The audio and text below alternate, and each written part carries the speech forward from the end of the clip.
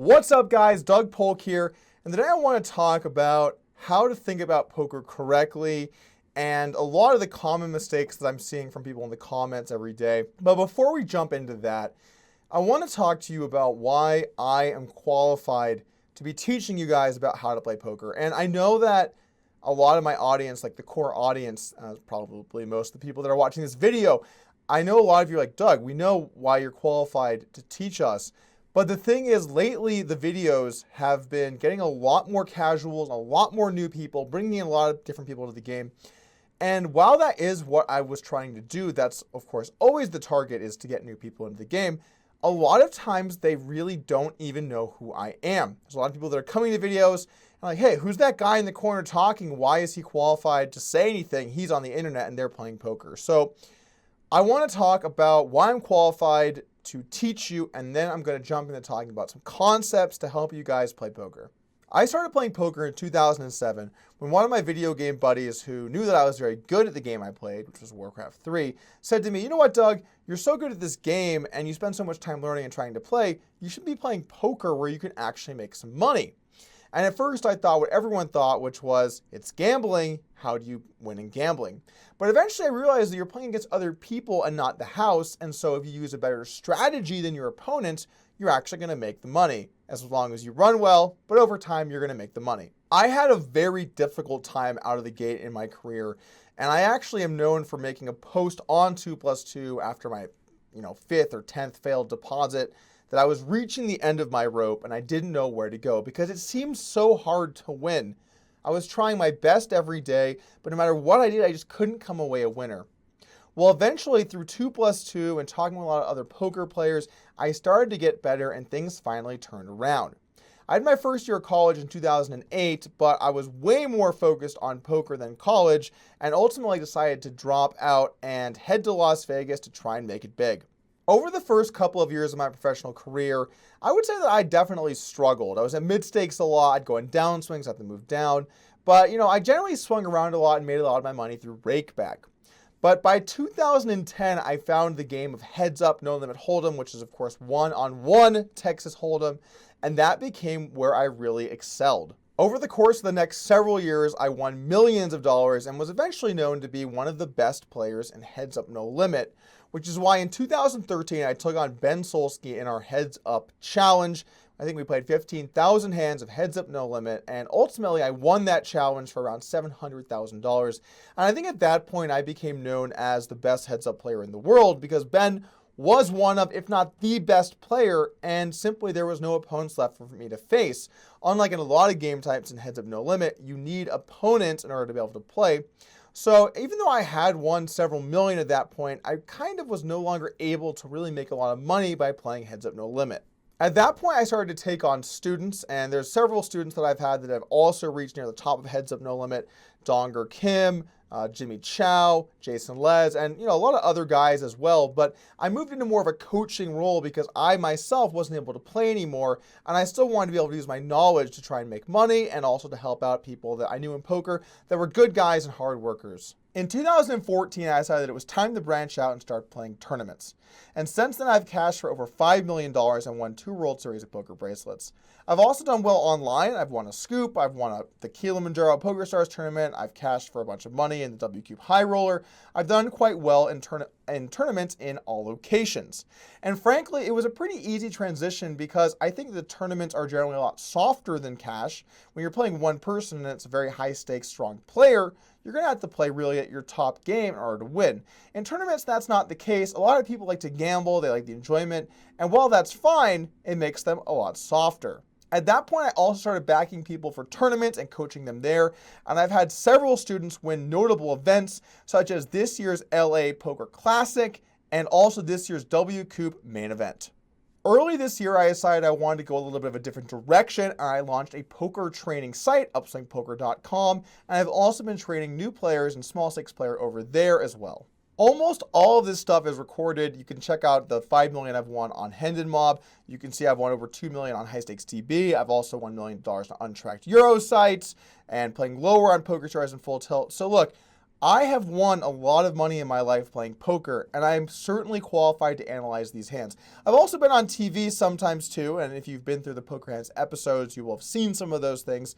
But I'm not just some random person commenting on hands that I'm not qualified to talk about. I've played with these people, I've beaten a lot of these people, and I absolutely have a right to discuss how players should be playing in those games.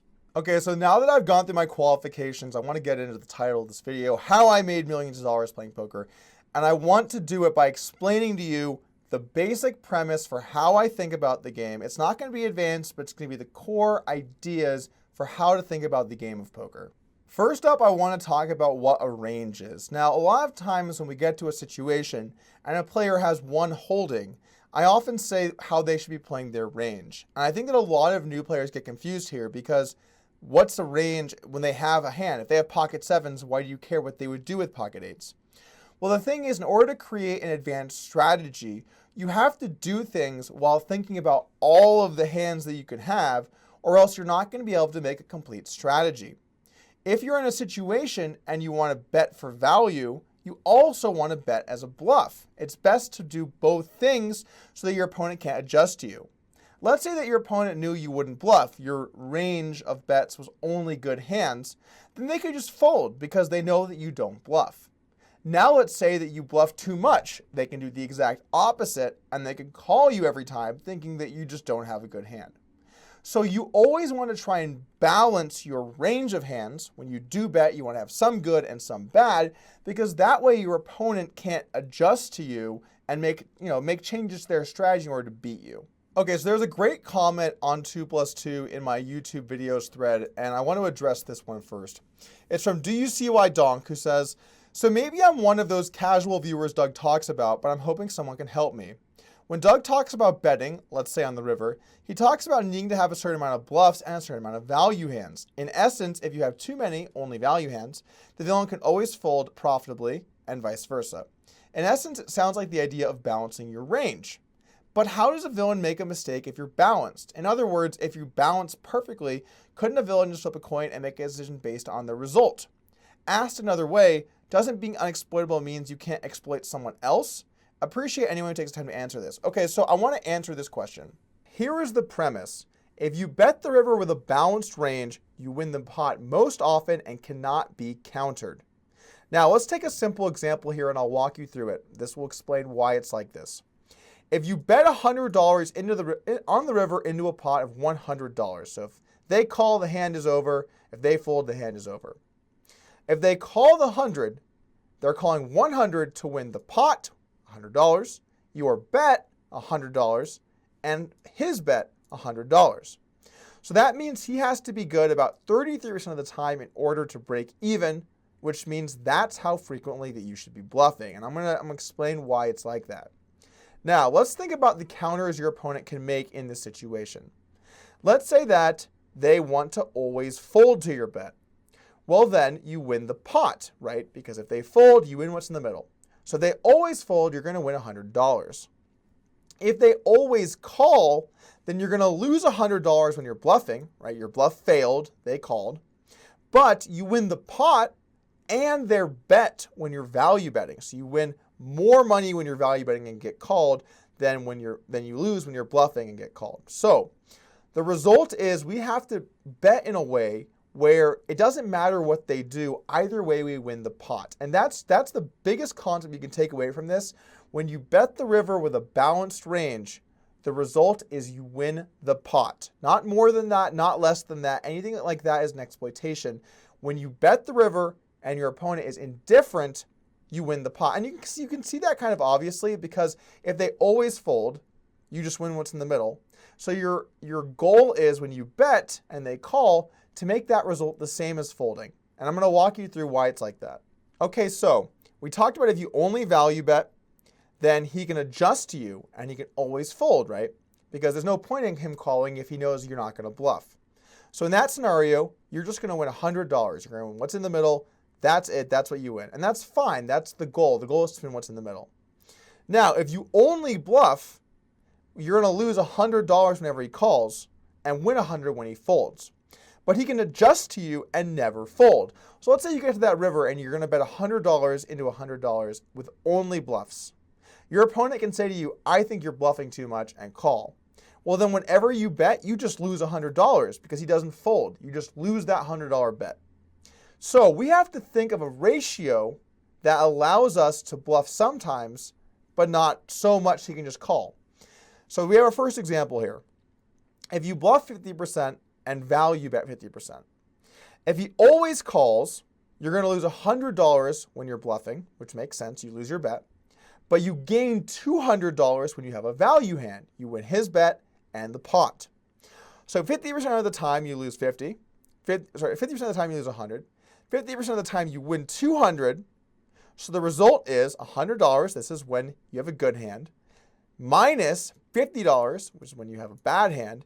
You win a net $50 when you have 50% plus and 50% value. But here's the problem. If you just never bluff, if you only value bet, you win $100. So you actually would win more money by never bluffing here if he always called. So that's too much bluffing. He's making money when he calls you because you're simply bluffing too much. And you're not winning enough money. You're not winning the same as him folding because he's winning $50 off you from your bluffs. So that's the wrong ratio. Now let's look at the correct ratio, 33%. Here, if he always calls, you lose $100 with the bluffs again and gain $200 with the value again. So it's the same exact thing as the other example. But now it's 33% of the time he loses 100, which is minus 33, and 66% of the time, or 67% of the time I should say, you win 200. So now all of a sudden, you win 133 when you're value betting, and you lose 33 when you're bluffing. So if he always calls, you win $100, and if he always folds, you lose 100. Sorry, you win. If you always calls, you win $100, and if he always folds, you win $100. This is equilibrium. He is now indifferent between calling and folding. He can either win 100 by he either can let you win 100 by folding, or he can let you win $100 by calling. Doesn't matter what he does. Now, this is the gap, that the next step you have to make to understand why this is important. So if bluffing 33% can make the same as bluffing 0%, why ever bluff, right? Because someone would be like, okay, Doug, so if he always folds, we win 100. And if we only value bet, we win $100. Why not just always value bet? Why bluff at all? And this is the point. If you bluff, you actually get to bet more frequently and still win the whole pot. Because if he always folds, you now have more hands betting. Let's say you get to the river and you have 10 hands in your range, and 2 are value bets and 1's a bluff, the rest are just going to check. Well, if you only bet the 2 value bets, that means 20% of the time you win $100. But if you bet the 2 value bets and the 1 bluff, that means 30% of the time you win $100. Is it better to win 120% of the time or 30% of the time? It's better to win 30. So in these situations, it's important to remember that we create a strategy that adjusts to the situation, that cannot be beaten by our opponent, and that way we most often win the pot. And I know that's an advanced concept, but that is the answer to your question. I also want to talk quickly about game theory. So in any game, there is a best strategy, an optimal strategy that cannot be beaten. Now, human poker players are not anywhere near playing this strategy. Computer poker players are not anywhere near playing this strategy. But we can still see that some moves are better than others. Think about it like in chess.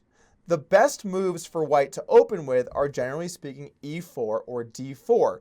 They take the most control of the board. They allow you to get a lot more space, all of these types of things. Well, it's the same in poker. You could make some other moves, but they're not as strong of a strategy. So while we don't know what the perfect strategy is, there's a lot of things that we know about how you should be playing that allow us to win the pot most often. This is game theory. This is the ability to play in a way that your opponent cannot beat by using these concepts such as ranges and balance in order to make your strategy difficult for your opponent and make them indifferent between their decisions. Okay, so I want to quickly talk about circular thinking and leveling.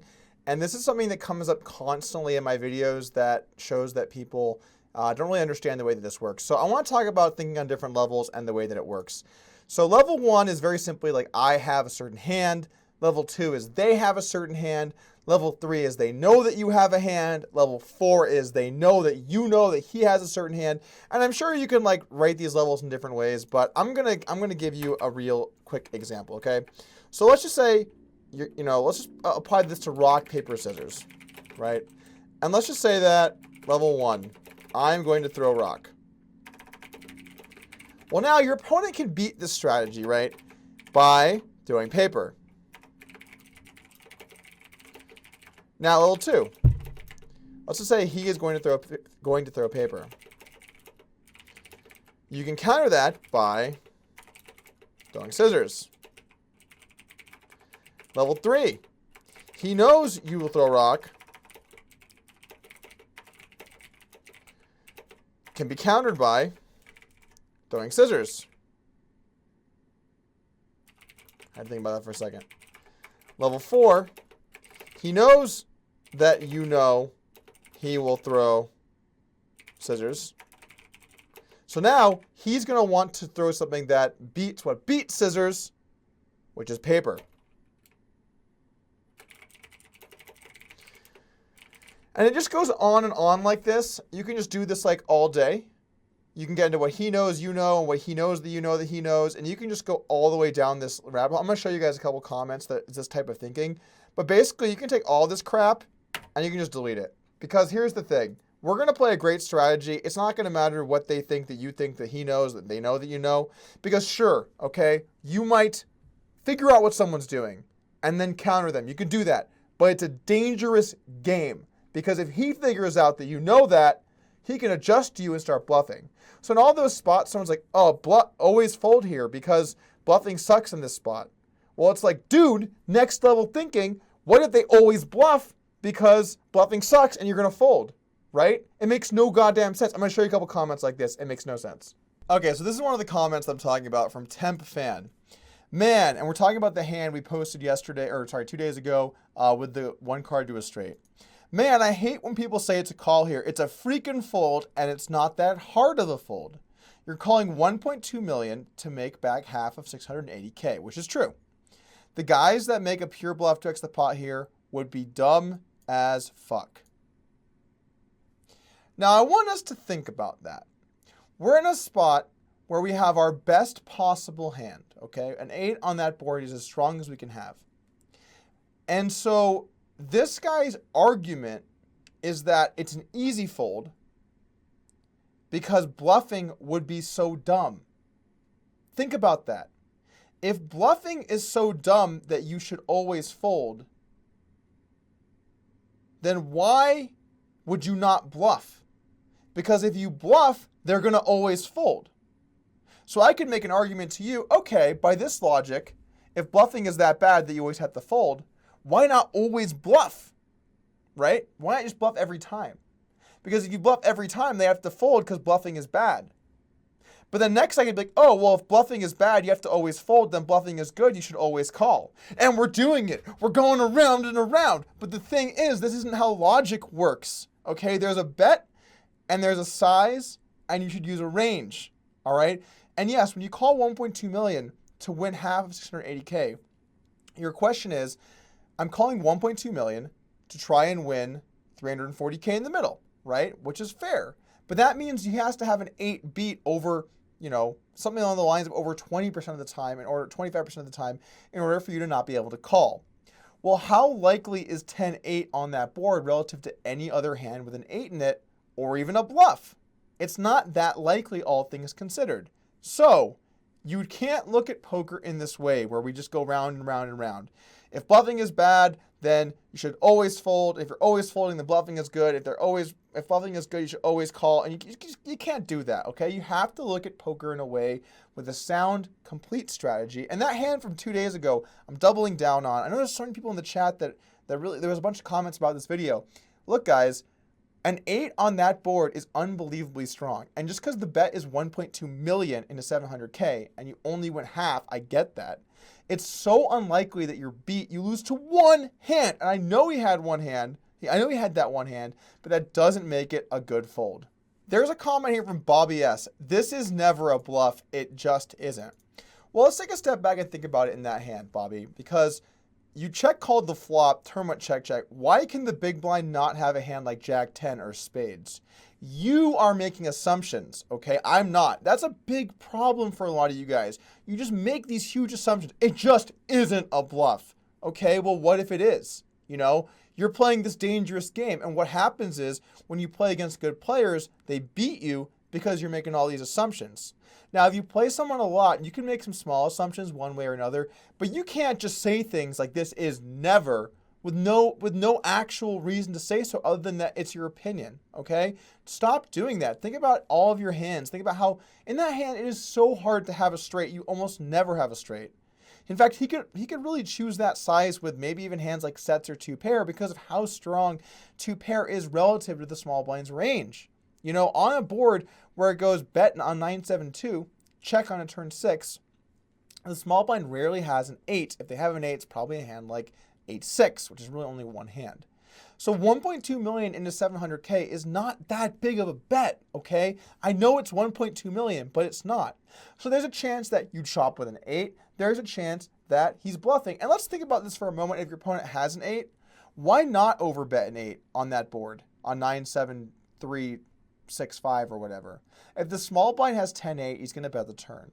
So why not overbet? What's wrong with that play?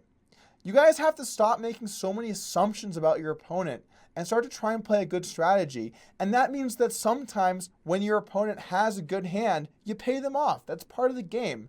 But over time, playing a correct strategy will be way better. The last comment I want to talk about here is from I Am Awesome on that video as well. And I mean, there's a lot of comments I can take from a lot of videos, but I feel like that one especially brought out some people that I wanted to talk about. And the comment's from I Am Awesome. At the end of the video, he calls a good fold a bad play. How the fuck does that make sense?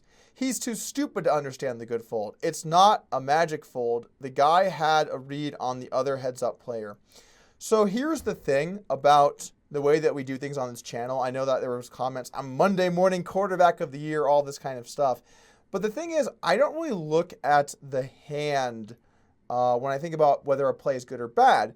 And I know that that's like that's the way of taking your thinking to the next level to be a stronger player is thinking about all of your hands. So when I see a play, I don't think about that hand per se. I think about that hand some, but I think about how I'd be playing with all of my hands. So if I see a good call that was wrong or a bad fold that was good, I'm just going to say it like it is because my analysis is what's gotten me to where I am today. I don't look at the results of the hand. And I guess that's something that's unique in poker compared to a lot of, like, for example, sports, right? In sports, when somebody wins a game, you don't go talk to them afterwards and be like, hey man, so why'd you play so bad? You know, you got really lucky there, like that your team wasn't very good. You don't do that. You talk about what's wrong with the losing team. You know, the good team, the winning team has all these things going for them. Like that's why they're good.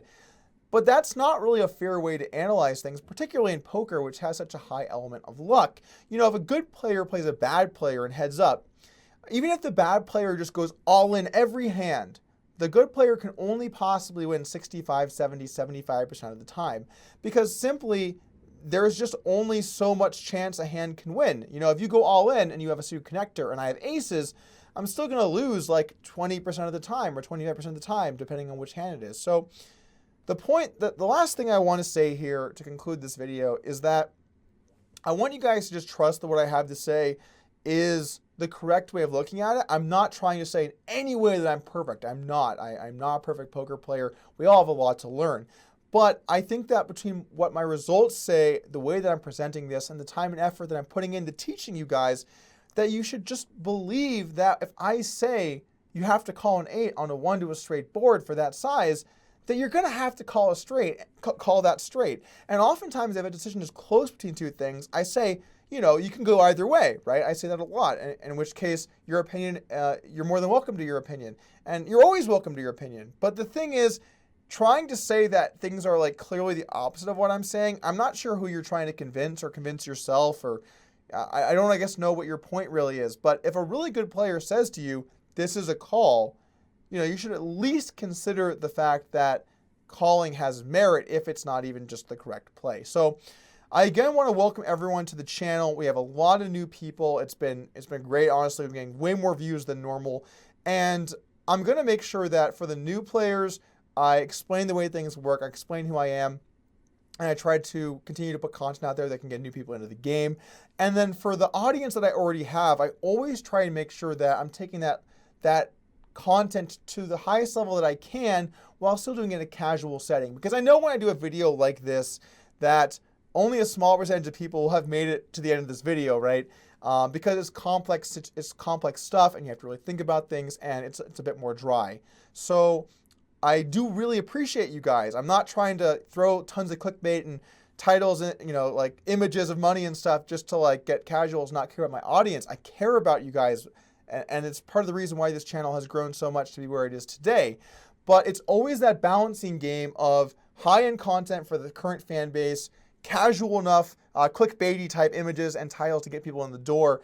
But I want you to know that I'm always going to make sure that I put really high-level, solid content on here. It's mainly going to be hand analysis, but I will mix in videos like this from time to time to show you guys some love. All right, thank you guys for hearing me out. I hope that cleared up some questions about how to think about poker, and I'll see you guys tomorrow. Thank you for joining me here for today's video. And if you want to learn more about how to play poker correctly, I'd recommend joining the Upswing Poker Lab. It's at upswingpoker.com. It's the monthly membership that I offer to teach people how to get better at the game.